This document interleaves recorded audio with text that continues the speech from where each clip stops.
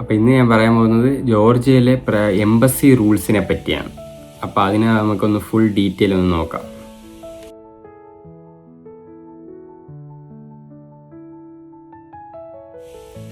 Hello guys, welcome back to my YouTube channel. അപ്പോൾ ഇന്ന് ഞാനൊരു പുതിയ വ്ളോഗുമായിട്ടാണ് വന്നിരിക്കുന്നത്. ഇന്ന് എല്ലാവരും ചോദിക്കുന്ന ഒരു പ്രധാനപ്പെട്ട ഒരു ചോദ്യത്തിന് ഉത്തരമായിട്ടാണ് ഞാൻ വന്നിരിക്കുന്നത്. ജോർജിയയിലെ എംബസി റൂൾസിനെ പറ്റി നമുക്കിന്ന് സംസാരിക്കാം. എംബസിയിൽ എന്തൊക്കെയാണ് മെയിനായിട്ട് വിസ കിട്ടാൻ നിങ്ങൾക്ക് വേണ്ടി എന്താണ് നമ്മളിന്ന് മെയിനായിട്ട് അതാണ് ഇന്ന് ഞാൻ ഡിസ്കസ് ചെയ്യാൻ പോകുന്നത്. ബിക്കോസ് ഇത് എല്ലാവരും ചോദിക്കുന്ന കുറേ ചോദ്യമാണ്. ഞാൻ ഇതിന് മുന്നേ ഇമിഗ്രേഷൻ റൂൾസ് ഞാൻ ഇട്ടിട്ടുണ്ട്, പിന്നെ അങ്ങനത്തെ കുറേ വീഡിയോസ് ഞാൻ ഇട്ടിട്ടുണ്ട്. ഇത് എംബസി പരമായിട്ട് എന്തൊക്കെയാണ് നിങ്ങൾക്ക് മെയിനായിട്ട് എങ്ങനെ ഇവിടെ നിങ്ങൾക്ക് കിട്ടും വിസ ഉറപ്പാക്കാം, പിന്നെ എന്തൊക്കെയാണ് പരിശോധിക്കുന്നത് ഇവിടെ വന്നു കഴിഞ്ഞാൽ, അതാണ് ഇന്നെല്ലാം ഈ വീഡിയോയിൽ നോക്കുന്നത്, എംബസി മെയിനായിട്ട് നോക്കുന്നത്. അപ്പോൾ നിങ്ങൾ ഈ വീഡിയോ ഫുള്ള് സ്കിപ്പ് ചെയ്യാതെ കാണും, എന്നാൽ മാത്രമേ നിങ്ങൾക്ക് ഫുള്ള് ഡീറ്റെയിൽ കിട്ടുള്ളൂ. അപ്പോൾ നമുക്ക് നോക്കാം.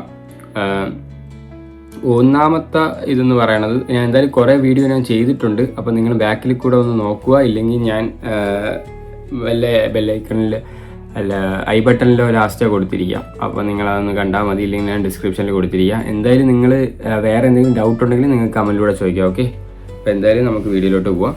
അപ്പോൾ ഒന്നാമത്തെ പോയിന്റ് എന്ന് പറഞ്ഞാൽ ജെന്യൂൻ പർപ്പസ് എന്ന് പറയുന്ന ഒരു പോയിന്റ്. എംബസി ആദ്യം നോക്കുന്നത് ഇവിടെ എന്തിനാണ് നമ്മൾ വന്നത്, ജെന്യൂൻ ആണോ അതോ ഫേക്കാണോ. ഇവിടെ ഇപ്പം എന്ന് പറഞ്ഞു കഴിഞ്ഞാൽ ഇവിടെ ഇപ്പം അങ്ങനെ അധികം ആരും ഇങ്ങനെ കയറ്റൂല, എല്ലാവരും തീവ്രവാദികൾ അല്ലെങ്കിൽ ടെററിസ്റ്റ് എന്ന് പറഞ്ഞുള്ള രീതിയിലാക്കി നമ്മളങ്ങ് പുറത്താക്കും. അപ്പോൾ അത് നിങ്ങൾ മാക്സിമം ആവാതെ മര്യാദയ്ക്ക് ഒതുങ്ങി വന്നു കഴിഞ്ഞാൽ നിങ്ങൾക്ക് എന്തായാലും ഇവിടെ ഇപ്പം വേറെ സീനൊന്നുമില്ല. ആദ്യം നോക്കാം നിങ്ങൾ ജോർജിയയിലേക്ക് എന്തിനാണ് പോകുന്നത്, ഇതെല്ലാം അവർ ശ്രദ്ധിക്കും. സ്റ്റഡി ആണോ, ടൂറിസം ആണോ, ബിസിനസ് ആണോ, ഫാമിലി വിസിറ്റ് ആണോ, ഇതൊക്കെയാണ് എംബസിക്കാർ നോക്കുന്നത്. നിങ്ങൾ പറയുന്ന കാരണവും ഡോക്യുമെൻറ്റ്സും എല്ലാം മാച്ച് ചെയ്യണം, ഇല്ലെങ്കിൽ അവരപ്പോൾ തന്നെ റിജക്റ്റ് അടിക്കും. ഇവിടെ ഇപ്പോൾ കുറച്ച് സ്ട്രിക്റ്റ് ആക്കി വരിക, അതുകൊണ്ട് അങ്ങനത്തെ കുറച്ച് ഇഷ്യൂകളും കാര്യങ്ങളൊക്കെ ഉണ്ട്. പിന്നെ ഒറിജിനൽ ഡോക്യുമെൻറ്റ്സ്, ഫേക്ക് ഡോക്യുമെൻറ്റ്സ് കൊടുക്കാൻ ഒരിക്കലും ശ്രമിക്കരുത്, മനസ്സിലായോ? ഫേക്ക് ഇവിടെ കൊടുക്കാതിരിക്കുക. സാധാരണ ചോദിക്കാവുന്ന ഡോക്യുമെൻറ്റ്സ് എന്തൊക്കെയാണ് എന്ന് ഞാൻ പറഞ്ഞുതരാം. നിങ്ങളൊന്ന് നോട്ട് ചെയ്ത് എവിടെയെങ്കിലും നോട്ട് ചെയ്ത് വെച്ചാൽ നല്ലതായിരിക്കും, വീഡിയോ കാണുന്നവർ. പാസ്പോർട്ട്, അഡ്മിഷൻ ലെറ്റർ, സ്റ്റുഡൻസ് ആണെങ്കിൽ ഇൻവിറ്റേഷൻ ലെറ്റർ ആവശ്യമെങ്കിൽ മാത്രം. പിന്നെ ബാങ്ക് സ്റ്റേറ്റ്മെൻറ്റ് മസ്റ്റായിട്ട് കാണിച്ചിരിക്കണം. Accommodation proof, travel insurance, passport photos അത് കുറേ കയ്യിൽ കരുതുക. പാസ്പോർട്ട് ഫോട്ടോസ് മെയിനാണ്. അത് ഞാൻ എപ്പോഴും പറയും, നിങ്ങൾ കയ്യിൽ ഒരു 10-25 എങ്കിലും പാസ്പോർട്ട് ഫോട്ടോ നാട്ടിൽ നിന്ന് തന്നെ എടുത്ത് കയ്യിൽ വെച്ചിരുന്നാൽ നല്ല ഉപകാരമായിരിക്കും. ഇവിടെ വന്നാലും എന്തെങ്കിലുമൊക്കെ പെട്ടെന്ന് ആവശ്യമുണ്ടെങ്കിൽ നിങ്ങൾക്ക് കൊടുക്കാം. ഇവിടെയൊക്കെ വന്നിട്ട് നിങ്ങൾക്ക് പെട്ടെന്ന് എടുക്കാൻ നല്ല ബുദ്ധിമുട്ടായിരിക്കും. പിന്നെ ഡോക്യുമെൻറ്റ്സ് ഇൻകംപ്ലീറ്റ് ആണെങ്കിൽ നല്ല ഡിലേ അല്ലെങ്കിൽ റെഫ്യൂസൽ വരാൻ നല്ല സാധ്യതയുണ്ട്. ഏകദേശം നല്ല തന്നെ ടൈം എടുക്കും. അപ്പം നിങ്ങളത് കറക്റ്റായി കൊടുക്കുക, അപ്പോൾ തന്നെ മാക്സിമം നിങ്ങൾക്ക് നേരത്തെ കിട്ടാനും ഹൈ ചാൻസ് ആണ്. പിന്നെ ഫൈനാൻഷ്യൽ പ്രൂഫ് അത് മെയിനാണ്, എംബസിക്ക് ഉറപ്പാക്കണം. യാത്രയ്ക്കും താമസത്തിന് ആവശ്യമായ പണം ഉണ്ടോ എന്ന് പറഞ്ഞാൽ ഇവിടെയൊക്കെ നല്ല കാണിക്കണം. ഇവിടെ നല്ല എവിടെ കാണിച്ചാൽ നിങ്ങൾക്ക് എത്ര പൈസ ഉണ്ടോ അത് അത്രയും ബാങ്കിൽ കിടക്കുന്ന കാണിച്ചാൽ അത്രയും നിങ്ങൾക്ക് ഹൈ ചാൻസ് ആണ് അപ്രൂവൽ, ഇല്ലെങ്കിൽ റെഫ്യൂസൽ ആവാനാണ് ചാൻസ് കൂടുതൽ. പിന്നെ ട്യൂഷൻ ഫീ എങ്ങനെ അടയ്ക്കും, സ്റ്റുഡൻസ് ആണെങ്കിൽ ലിവിങ് എക്സ്പെൻസ് എങ്ങനെ മാനേജ് ചെയ്യും, ഇതെല്ലാം നിങ്ങൾ നോക്കണം. ബാങ്ക് സ്റ്റേറ്റ്മെൻറ്റ് നല്ല വ്യക്തമായി കാണിച്ചിരിക്കണം, ഇല്ലെങ്കിൽ പ്രശ്നമാണത്. പിന്നെ ഉള്ളതെന്ന് പറയണത് ഇൻ്റർവ്യൂ ആണ്. ഇൻ്റർവ്യൂ എന്ന് പറയുന്നത് എല്ലാവർക്കും ഇൻ്റർവ്യൂ ഉണ്ടാവണമെന്നില്ല, പക്ഷേ ആവശ്യമായ ചോദിക്കുന്നതെന്ന് പറഞ്ഞാൽ എന്തിനാണ് ജോർജിയയിൽ പോകുന്നത്, അത് സ്വാഭാവികമായിട്ട് അവിടെ ചോദിക്കുമല്ലോ. എന്തിനാണ് ജോർജിയയിൽ പോകുന്നത്, എംബസി പോയാലും ഏത് യൂണിവേഴ്സിറ്റി പഠിക്കാനാണെങ്കിൽ, അല്ലെങ്കിൽ കോഴ്സ് എന്താണ്, നിങ്ങൾ വർക്കിന് ആരെങ്കിലും സ്പോൺസർ ചെയ്തിട്ടുണ്ടോ, ഗ്രാജുവേഷൻ കഴിഞ്ഞാൽ നിങ്ങൾ എന്ത് ചെയ്യും, തിരിച്ചു വരുമോ ഇല്ലയോ, അത് നമ്മളെ കൊടുക്കാനുള്ള ചോദ്യങ്ങളാണ് അവർ കൂടുതലും ചോദിക്കുന്നത്. അപ്പോൾ അതനുസരിച്ച് നമ്മൾ കറക്റ്റ് മറുപടി കൊടുത്താൽ അത്രയും നല്ലതായിരിക്കും. നല്ല രീതിയിൽ ഹോണസ്റ്റ് ആയിട്ട് ഉത്തരം പറയുക, ഒരു കള്ളത്തരം പോലെ ഒന്നും പറയാതെ മാക്സിമം ഇരിക്കുക, എന്നാൽ നിങ്ങൾക്ക് എന്തായാലും ഓഫ്കോഴ്സ് നിങ്ങൾക്ക് കിട്ടും അപ്രൂവൽ. പിന്നെ ട്രാവൽ ഹിസ്റ്ററി ഉണ്ടെങ്കിൽ അത് പോസിറ്റീവ് ഫാക്ടറാണ് ആകാം. ഹിസ്റ്ററി ഇല്ലാത്തത് കൊണ്ട് മാത്രം വിസ റിജക്റ്റ് ചെയ്യില്ല, അതൊന്നും ഇല്ലെങ്കിലും റിജക്റ്റ് ഒന്നും ആവില്ല. പക്ഷേ നിങ്ങൾ മാക്സിമം ജെന്യുവനായിട്ട് പറയാൻ ശ്രമിക്കുക, എന്ന് കഴിഞ്ഞാൽ നിങ്ങൾക്ക് വീണ്ടും പ്രശ്നമില്ല. പിന്നെ എന്ന് പറയുന്നത് ഇമിഗ്രേഷൻ റൂൾസ്, അത് ഞാൻ ചെയ്തിട്ടുണ്ട്, പക്ഷേ ഇതിൽ വന്നതുകൊണ്ട് ഞാൻ ഒന്നും കൂടെ ഒന്ന് എടുത്ത് പറയുക. വിസ കിട്ടിയാൽ എയർപോർട്ട് ഇമിഗ്രേഷൻ ഓഫീസേഴ്സ് ചില ഡോക്യുമെൻറ്റ്സ് കാണിക്കാൻ ആവശ്യപ്പെടും. ഇതിൽ എയർപോർട്ടിൽ കുറേ ഡോക്യുമെൻറ്റ്സ് കാണിക്കാൻ വേണ്ടി ആവശ്യപ്പെടും കിട്ടിയാലും. അത് എന്തൊക്കെയാണെന്ന് പറഞ്ഞു കഴിഞ്ഞാൽ പാസ്പോർട്ട് കയ്യിൽ നിർബന്ധമായിട്ട് കരുതുക, വിസ അവിടെ അടിച്ച് കിട്ടിയത്. അഡ്മിഷൻ ലെറ്റർ സ്റ്റുഡൻസ് ആണെങ്കിൽ hotel or accommodation details full details നിങ്ങൾ സെറ്റാക്കി വെച്ചിരിക്കണം. പിന്നെ റിട്ടേൺ ടിക്കറ്റ്, ഈ ടൂറിസ്റ്റ് ആണെങ്കിൽ റിട്ടേൺ ടിക്കറ്റ് മസ്റ്റായിട്ട് കരുതണം. ഇൻഷുറൻസ് കരുതണം, ഹെൽത്ത് ഇൻഷുറൻസ് അല്ലെങ്കിൽ ട്രാവൽ ഇൻഷുറൻസ് എല്ലാം കരുതിയിരിക്കുക, നല്ലതാണ്. പിന്നെ ഫൈനാൻഷ്യൽ പ്രൂഫ് കാണിച്ചിരിക്കണം. ഇതെല്ലാം കൈവശം നിൽക്കുന്നത് നല്ലതായിരിക്കും. പിന്നെ ഇത് പ്രശ്നം നിങ്ങൾക്ക് ഉണ്ടാവില്ല. അതാണ് ഈ ഇമിഗ്രേഷൻ റൂൾസിൽ മെയിനായിട്ട് ഫോക്കസ് ചെയ്യേണ്ടത്. പിന്നെ ഫോൾസ് ഇൻഫർമേഷൻ, അത് ഞാനൊന്ന് എഴുതി വെച്ചതാണ് പോയിന്റിന്.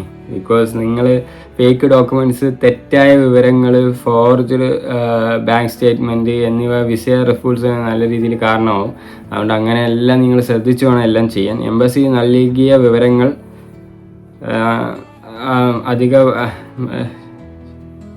അവർക്ക് നടത്താനുള്ള അധികാരമുണ്ട്. അവിടെ കൊടുത്താൽ മാത്രമേ നിങ്ങൾക്ക് ഇതാക്കാനുള്ള റൈറ്റ്സ് ഉള്ളൂ. അല്ലാതെ വേറെ എന്തെങ്കിലുമൊക്കെ നിങ്ങൾ സർനെയിമോ അതൊക്കെ എന്തെങ്കിലുമൊക്കെ തെറ്റി കൊടുത്തു കഴിഞ്ഞാൽ അവർക്ക് നിങ്ങളെ പിടിച്ചു വയ്ക്കാം. പിന്നെ നിങ്ങളെ കയറ്റി വിടില്ല. പിന്നെ അത് ഭയങ്കര വിഷയങ്ങളാവും.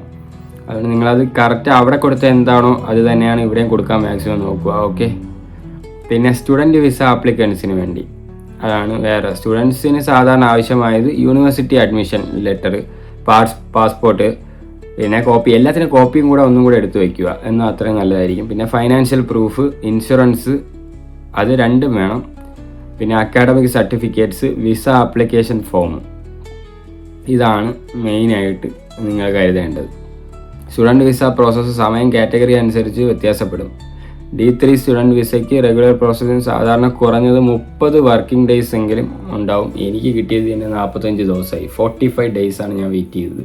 എൻ്റെ ഫ്രണ്ടിനൊക്കെ 2 മാസം. ഏകദേശം എങ്ങനെ പോയാലും 1 മാസം വെയിറ്റ് ചെയ്യണം. അത് പയ്യെ കിട്ടുള്ളൂ. 30-35 ദിവസമെങ്കിലും കഴിയും. അപ്പോൾ അതനുസരിച്ച് നമ്മൾ വെയിറ്റ് ചെയ്ത് ഇത്തിരി ക്ഷമ വേണം, ഇല്ലെങ്കിൽ പാടി തന്നെയാണ്. എനിക്ക് ക്ഷമയില്ലായിരുന്നു, ബിക്കോസ് ഓൾറെഡി ട്രാൻസ്ഫറാണ്. അപ്പം അവിടെ വാറ് കാരണം വന്നതിന് ശേഷം എത്ര നിന്നറിയാവോ. അതുകൊണ്ടൊക്കെ കുറച്ച് നമുക്ക് ബുദ്ധിമുട്ടായിരിക്കും. എല്ലാവരും ചോദിക്കുന്നുണ്ട് ഇത്ര ദിവസം എടുക്കും. അവരതെല്ലാം ചെക്ക് ചെയ്ത് പിന്നെ ലീവ്, ഹോളിഡേ കാര്യങ്ങളൊക്കെ നോക്കിയിട്ട് വേണം അവർ ചെയ്യാൻ. പിന്നെ എംബസിയുടെ പ്രധാന ലക്ഷ്യം, ആപ്ലിക്കൻ്റ് ജെന്യൂൻ ആണോ,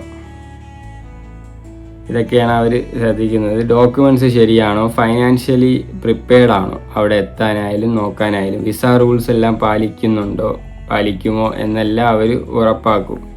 ഇതാണ് മെയിനായിട്ട് നിങ്ങൾ അറിയേണ്ടത്. അപ്പം നിങ്ങൾ മാക്സിമം ജെന്യൂനായിട്ട് അവിടെ പോയി ഒന്ന് സംസാരിക്കാൻ നോക്കുക. പൈസ ഒന്ന് മാക്സിമം കാണിക്കുക. അവർ നിങ്ങളെ എന്തായാലും റിജക്റ്റ് അടിക്കാനൊന്നും പോകുന്നില്ല. ഇത്രയും കാണിച്ചാൽ തന്നെ നിങ്ങൾ നല്ല സേഫാണ്. പിന്നെ സ്റ്റുഡൻസ് ഒക്കെ ആണെങ്കിൽ ഈ പറയുന്ന ഡോക്യുമെൻറ്റ്സ് എല്ലാം നിങ്ങൾ മാക്സിമം കൈ കരുതുക. പിന്നെ എന്തെങ്കിലും ഡൗട്ട് ഉണ്ടെങ്കിൽ നിങ്ങൾ ചോദിക്കുക. ഞാനൊരു വീഡിയോ ചെയ്തിട്ടുണ്ട് എന്തൊക്കെയാണ് നിങ്ങൾ സ്റ്റുഡൻസ് ആകുമ്പം കൊണ്ടുവരേണ്ടത്, മാക്സിമം ഇവിടെ വന്നാൽ കയ്യിൽ കരുതേണ്ട സാധനങ്ങൾ എന്തൊക്കെയാണ്, അതെല്ലാം ഞാൻ ചെയ്തിട്ടുണ്ട്. അപ്പം നിങ്ങൾ അതനുസരിച്ച് നിങ്ങൾ മാത്രം ചെയ്താൽ മതി, വേറെ ഒന്നുമില്ല. പിന്നെ എന്തെങ്കിലും ഡൗട്ട് ഉണ്ടെങ്കിൽ കമൻറ്റിലൂടെ ചോദിക്കുക, അല്ലെങ്കിൽ എന്തെങ്കിലും പറ്റി ചെയ്യണമെങ്കിൽ ഞാൻ ചെയ്യുന്നതാണ്. അപ്പോൾ നിങ്ങൾക്ക് ഈ വീഡിയോ നല്ല ഉപകാരപ്പെടുമെന്ന് ഞാൻ വിശ്വസിക്കുന്നു. ഈ വീഡിയോ നിങ്ങൾക്ക് ഇഷ്ടപ്പെട്ടാൽ ലൈക്ക് ചെയ്യുക, ഷെയർ ചെയ്യുക, സബ്സ്ക്രൈബ് ചെയ്യുക. പിന്നെ ആ ബെല്ലൈക്കനും കൂടെ ഓണാക്കി വയ്ക്കുക. എന്നാൽ മാത്രമേ ഞാൻ ഇടുന്ന ഓരോ വീഡിയോയുടെ നോട്ടിഫിക്കേഷൻ നിങ്ങൾക്ക് ലഭിക്കുകയുള്ളൂ. അപ്പോൾ അടുത്തൊരു അടിപൊളി വ്ളോഗുമായിട്ട് വീണ്ടും കാണാം. അപ്പോഴേക്കും ഗുഡ് ബൈ.